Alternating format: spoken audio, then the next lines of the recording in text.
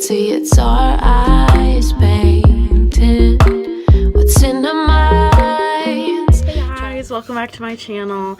For those of you guys who are new or don't know me, my name is Kiara. Sorry, I just filled up my water bottle and yeah, I kind of made a mess, so spilled it on my laptop.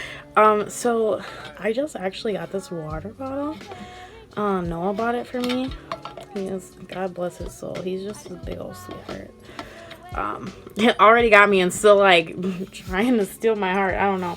So he got me this water bottle. It's like that Tall brand.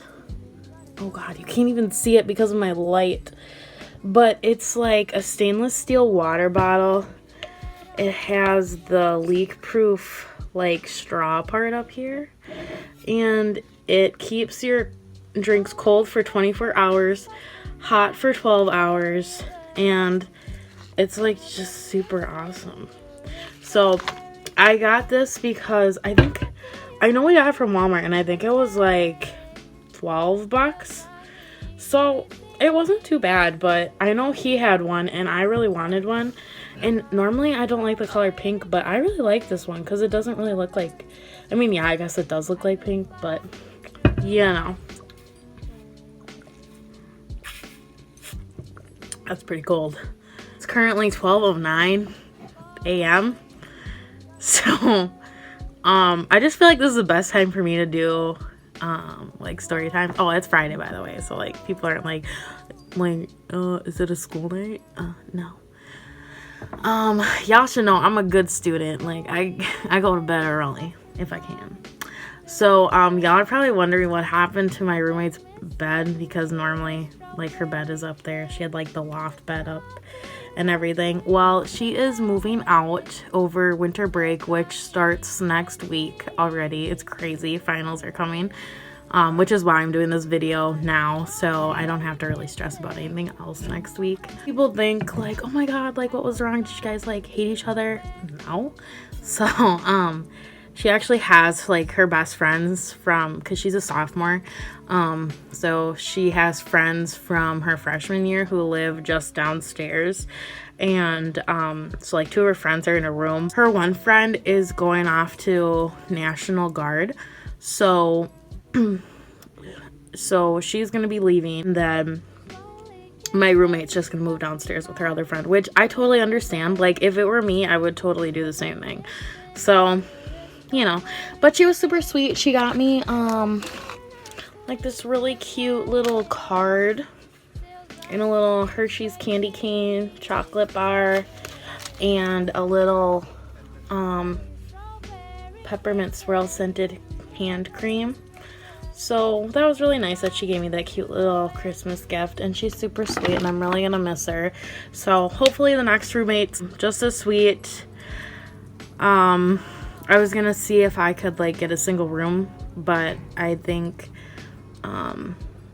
like I don't know, there's just like this campus is kind of weird, so they're like, oh, you'd have to wait till like February 10th, and I'm like and they're like, even then we can't guarantee anything because you might have a roommate already assigned. So I'm like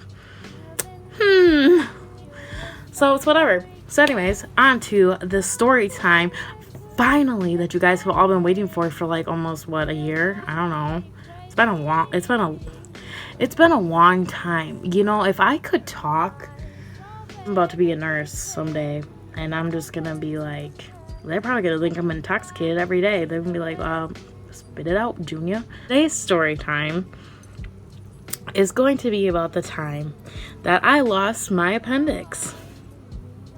So it was a Saturday, and Noah and I were supposed to go to the football game on campus, and it was the breast cancer awareness game. It was like a pink out game the week prior to the weekend. I was like, anything I ate, it would be like a little snack, like a little bag of almonds or anything. It could be just a little amount of anything, and I would eat it, and my stomach just hurt like really bad. Like I was full, but I had eaten for the first time that day and I was still full. So, and then the Friday night, when I was getting up and I was going to the bathroom, like I was walking and it was just like my whole right side just was like achy, like any movement, and I was just like, God, that just, like it's like annoying pain, you know. It's just kind of like a constant like dull ache. And then the next morning, so I was like up all night and I was like going to the bathroom a lot. So I'm like, oh my God, is this like a UTI or a bladder infection? Like, I didn't know. So then I was like, okay, well, I'll go to sleep. You know, I'll probably be fine by the morning. So then the next morning, because Noah's in pep band, and he was like, hey, are you ready to go? And I was like, oh my God, I'm so sick. I'm like, I can't even like get out of bed. And he was like, well, are you gonna be okay? And I'm like, yeah, I should be fine. I was like, just go without me. I think I'm just gonna lay in bed today and just, you know, take it easy, because I didn't know what was going on. So yeah, my first thought was I was pregnant or something, because I was like, it felt like achy cramps. And then the moment when I really thought I was pregnant was when I threw up. I don't know what it was, but like I just tried like eating like some snacks, and then all of a sudden I got really nauseous, and then I just like went to the bathroom. Like I booked it to the bathroom and I like threw up. I was still having like that pain though. Like it kind of felt like the whole entire lower abdomen. But once I've gone back to bed and I just kind of slept all day, but like I told Noah, and Noah was freaking out. So he like came back home from the game and he was like, okay, what's going on? Like, you know, are you okay? Like, I'm really worried, you know, because he's a big worry wart. And I was like, I'm fine. I don't think it's anything. Maybe this is just like premenstrual cramps, you know. Sorry if this is like, you know, kind of too much info or whatever. But I was like, because sometimes I get really sick right before my monthly visitor comes. So I seriously was like kind of scared. I hadn't missed my period though, so I don't know why I thought I was. I don't know. I don't know. I think it's just like a natural like girl thing. Like we just always are like, oh my gosh, am I pregnant? Like, I don't know. Like that's always what I jump to right away. Is like, oh my God, I could be pregnant. But I wasn't. So that was kind of stupid. And then all of a sudden, I would like I had to sneeze. So you know when you go, like when you go to sneeze, and the whole right side, it felt like somebody took a knife and just was like, and it took my sneeze and like my breath away. I was like, oh my God. I was like, holy cow. I was like, no, this isn't right. And I could barely like sit up, because like you guys seen how low the beds are here on campus. I could barely sit up in that low bed. And I was like, oh my gosh. I was like, something's not right. So Noah, he's a volunteer firefighter, and so he like knew some paramedics and whatever. So he like called him up and whatever and was like, so this is like my girlfriend's symptoms. What's going on? You know? And they were like, well, it could be ovarian cyst, it could be like kidney stones, or, you know, gallbladder, you know, something like that.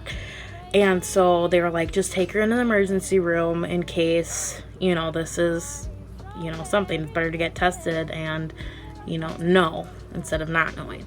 So, and I'm one of those people where I try to fight going into the emergency or the doctor with any chance I have.